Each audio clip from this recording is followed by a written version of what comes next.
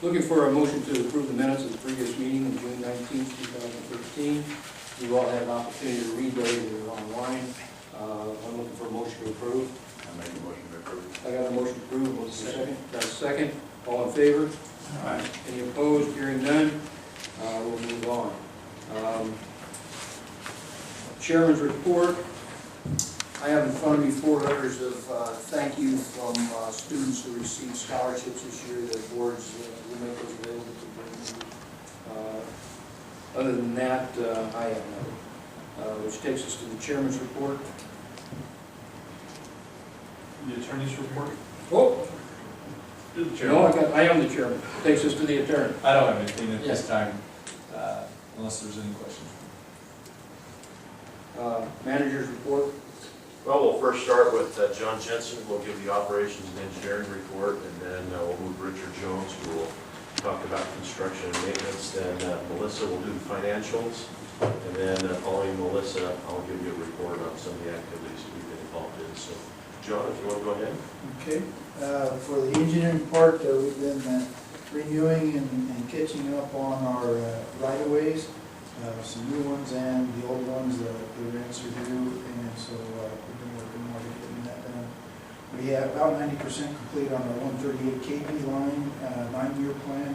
Right now, we're working on a rapture protection model that's required, so and we need to submit that for approval. Some of the BLM land where our lines are running on or crosses, right-of-ways have been crossing across tribal land.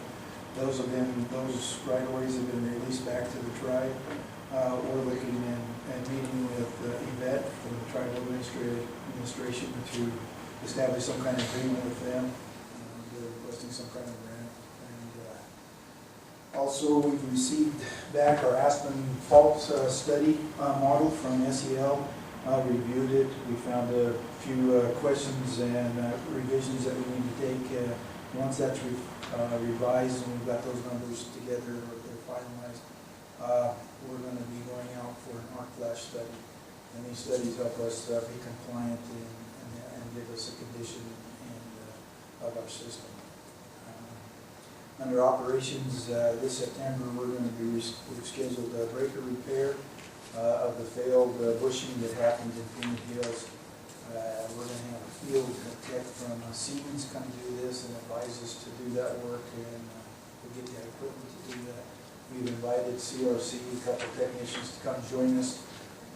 We've never done this in-house before, and they haven't either, and so kind of using it as a training hand, a repair of a breaker that when we went out to look at a new breaker to replace that, it was about half the cost of being able to repair this one. So we think that's a good place to go. Then when loads start dropping, we're going to do some repairs. We have to do some switching to take out some regulators. We've had an ongoing problem with the regulator tap motor. It keeps coming apart, or the screws that hold it in place keeps coming apart. And there hasn't really been any past that we've come to with a good solution, but we've come up with one now. Siemens actually gave us a recommendation about what we came up with that we thought was going to be good, so they agreed. So we're going to do a plan this fall when the loads are down to go through our regulators so we won't experience any outages or problems with them and have to do an emergency repair on the regulator in upcoming times. Also, within the next month or two, we will be doing our station transformer oil sampling and analysis. That will affect us to another condition to our transformer. If there's any repairs, we can do that during our load times. Also, in metering, we've been testing instrument-rated meters. That's been going well. We haven't found any problems with that. We've addressed and looked at, evaluated some high voltage meterings on larger customers we have. We don't have the equipment or the adapters for our test equipment, and we're looking at addressing buying the adapters for that. So looking for accuracy, and then on those ones, if the accuracy is low, we're losing out on revenue. So we think it's going to be a good choice to do that. And that's that's pretty much all I have at this time. Is there any questions? What's the kind of figures is the track throwing at you for? We're actually meeting with Yvette tomorrow, and we're just gonna try to maintain what BLM charges for the land use. John, for the transformer testing, how low do you go? Not down to all the distribution transformers, only the main ones in the substations? We do the distribution transformers also. Yeah, we'd like to know what the conditions are on this. Okay, I'll jump in. In Mesquite, we connected the general dollar store today. We did the metering, so they're hooked up and ready to go over there. And we've also done pole change-outs in the Bunkerville area around the Biasi area. In Wasp Valley, we did 10 pole change-outs at the Isola Ranch area, as well as one pole near the Overton water tank. That was one that, as we did pole testing, we found that it was bad. Trustee Wade, 2 months ago in our meeting, asked about pole testing, how many we've done, and I pulled those numbers up. We've done 400 pole tests to date and found 12 bad poles that we've changed those out. Now in those tests, there are some that are marginal, and we'll retest those and recheck those conditions on those tests. We're also looking at cost saving measures, what we can do in-house to save money. And we had a vendor who will send transformers, pad mount transformers and pole mount transformers that are leaking. We'll send those out for a rebuild, depending upon their age and level of losses on those transformers, whether we'll keep them or just scrap them.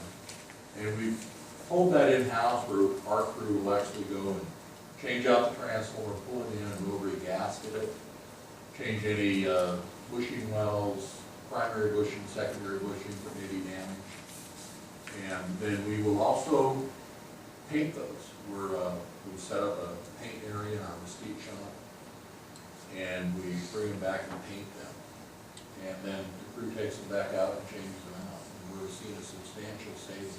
What kind of percentage, or like half, do it to make the repair? Or Well, a 167 kVA pad mount transformer, which sits in a subdivision, costs $3,435. And we're able to make that repair between $500 and $700. That's probably better than 10%, right? yeah. So we do see a substantial savings on those. Now, if we sent it out for a vendor, our break even was half the cost of the transformer. If it cost more than half to repair it, we wouldn't bring it back.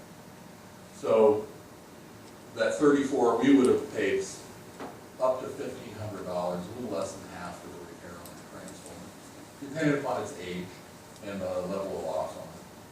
So we're seeing a substantial savings on what we would have paid, $1,500 compared to the $500 to $700 for paying. The life expectancy, once you guys repair it, is similar to what a new one would be, or it's less? Well, we're not, that's related to the core and insulation level of the transformer. And in reality, a transformer, you can get up to 50 years out of a transformer, depending upon its loading. It's all dependent on loading, on how it's been loaded through its lifetime. But we have pulled down transformers that have been up since the 40s and 50s. And as long as they haven't been shot or the oil level has not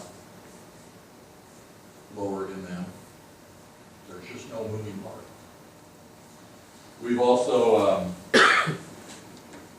let's say, taken over the painting. That's really worked out well as we go through with, we have graffiti or those type of items. We can go out and take care of that in-house. So we've, our contract, we had a contract with the painter in Mesquite, and we've canceled that contract